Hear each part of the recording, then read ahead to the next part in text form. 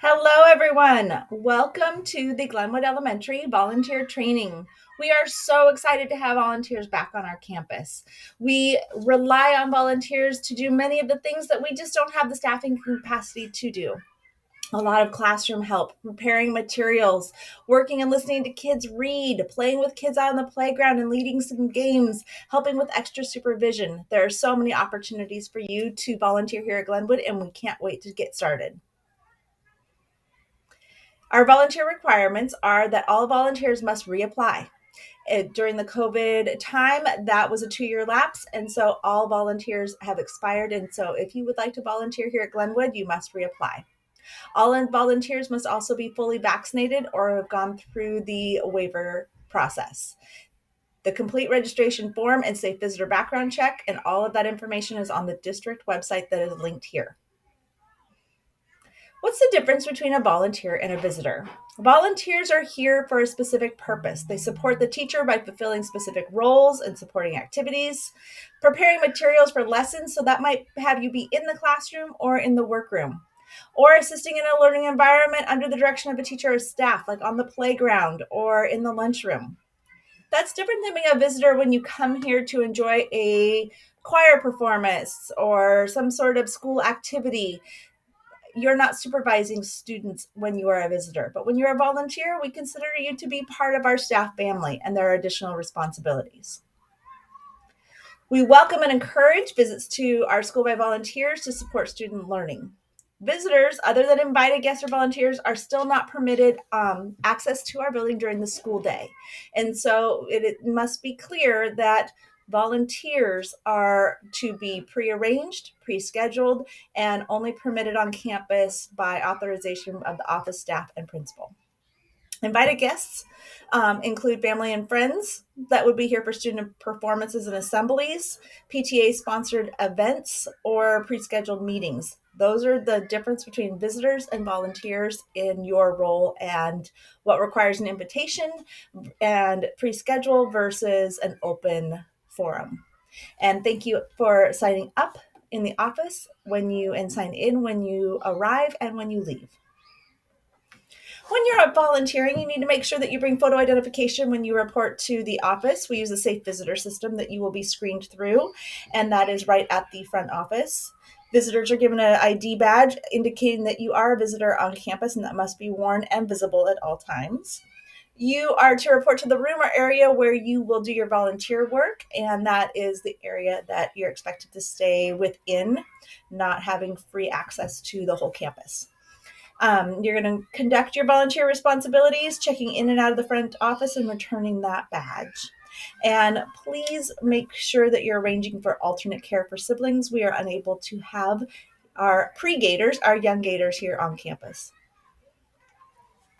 Roles may include working directly with small groups of students, clerical support such as filing or photocopying, planning and organizing events, school or class functions and parties, preparing materials for larger events, instructional support, whether it is sharing some of your talents in science or math or other areas, art projects and part of our art docent area, recess supervision or a recess game leader to help structure activities for those that need a little extra guidance in that unstructured time, as well as sharing your expertise and talents and skills in other ways.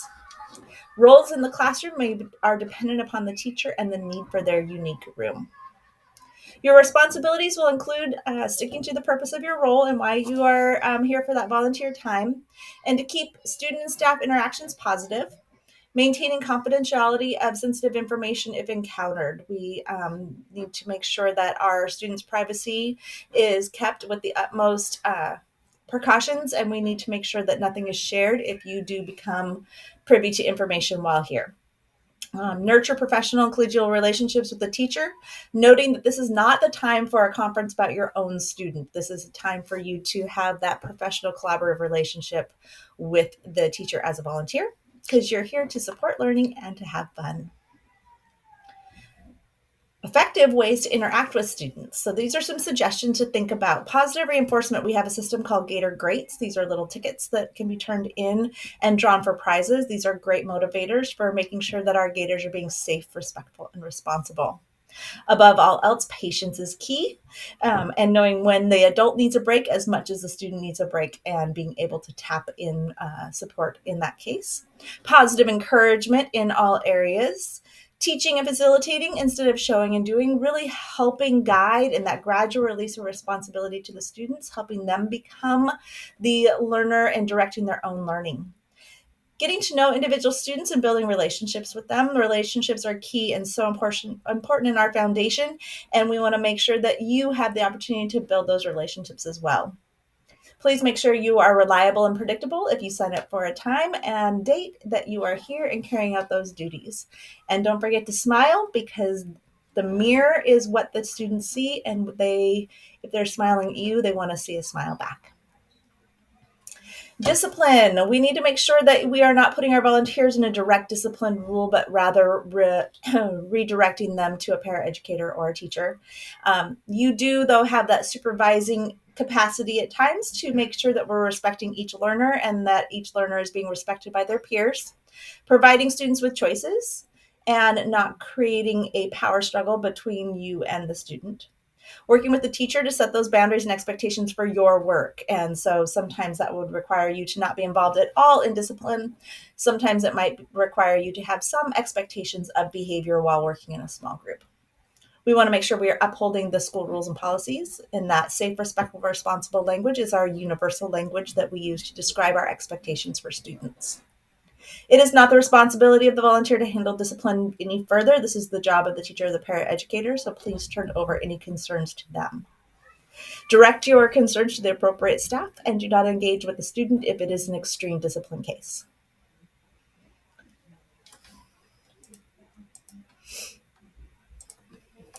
If there is an emergency situation while you are here on campus, we have fire drills posted in every room with the route.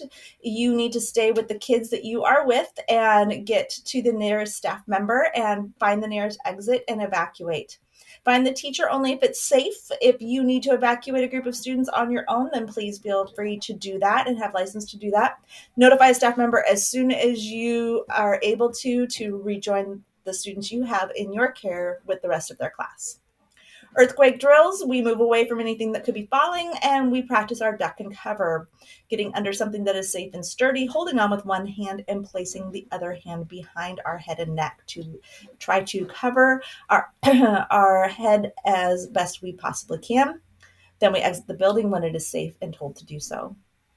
In the event of a lockdown, danger on campus or in our neighboring area, there will be announcements made over the intercom, and that is the direction to go to the nearest classroom and move away from all windows and doors and keep kids safe and calm and quiet and wait for further instructions. This is in a circumstance where most communication is done via email, and so the teacher will direct or paraeducator will direct this from that point forward.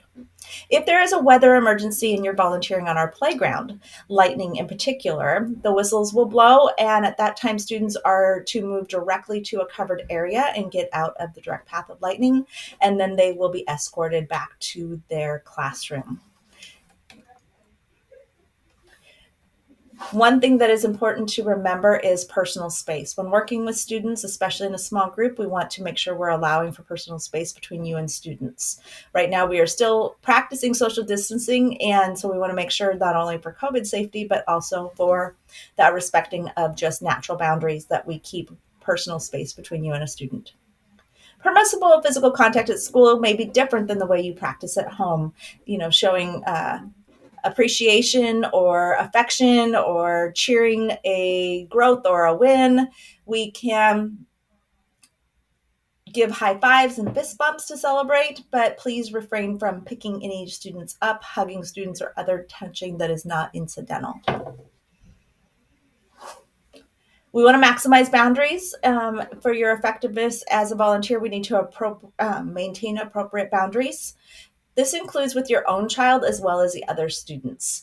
Not all children on campus will realize that you're giving your own child a very big hug, and so they might be confused why you also don't want to give them a hug. So we need to make sure that we are maximizing appropriate boundaries here at school with all students. Allow staff to give the direction, activities, and discipline when appropriate.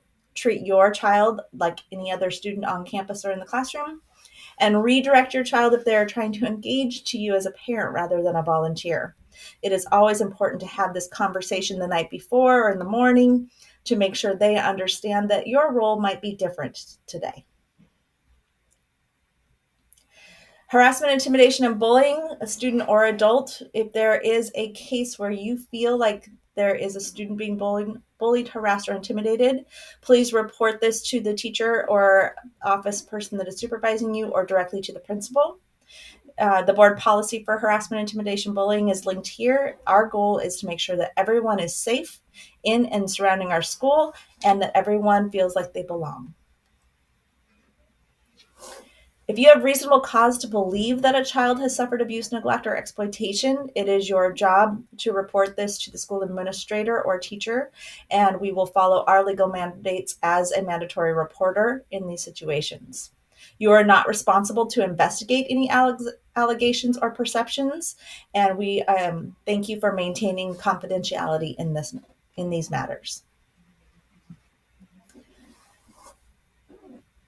Lake Stevens has a non-discrimination policy. The school district will provide equal educational opportunity and treatment for all students in all aspects of the academic and activities program without discrimination based on race, religion, creed, color, nation, origin, age, honorably discharged veteran or military status, sex, sexual orientation, gender expression or identity, marital status, the presence of any sensory, mental, or physical disability, or the use of a trained dog, guide, or service animal by a person with a disability. This applies to all volunteers, staff, and students. More on confidentiality. Students' work, their behavior, and grades should never be discussed with anyone other than their teacher. Respect the privacy of our students and staff. Please review the Federal Education Rights and Privacy Act for more information on these matters.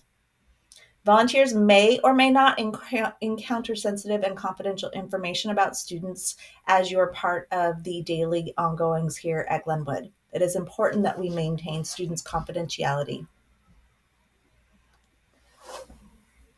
General volunteer guidelines.